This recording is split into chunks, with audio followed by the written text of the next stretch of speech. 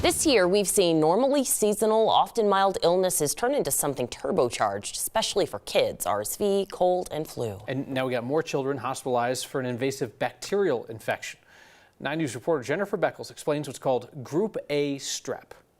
So this is the same bacteria that causes the strep throat that everyone thinks about. The difference is the severity, says Children's Hospital Colorado pediatric infectious disease doctor Sam Dominguez. So we're seeing some kids with severe pneumonia, some kids with sort of frank sepsis, some kids with something called toxic shock, and then some kids where we see more disseminated disease where it can get into other parts of the body like the bones or the joints. On the rise, but still very rare, says Dr. Dominguez. CDPHE reports 11 cases since November 1st, primarily in kids 6 and younger.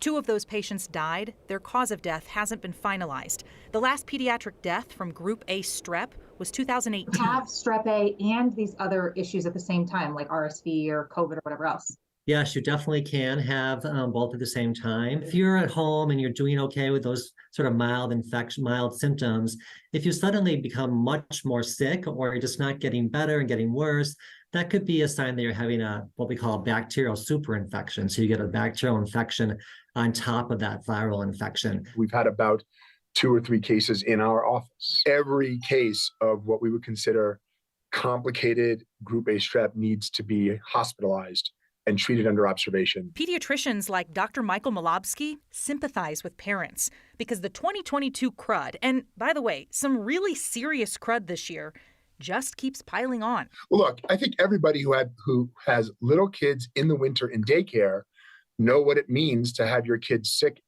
most of every month. But at this level of intensity and the seriousness, that's what's very, very different. So it's different. So what in the world is going on this year? Pediatricians have a couple different theories, one of them being all those COVID precautions we took meant that so many kids weren't exposed to illness for 2.5 years, and the immune systems just aren't as strong. Also, some of these viruses or the bacteria, maybe they've evolved just to be more severe in that time. Maybe it's both. Maybe it's something else entirely.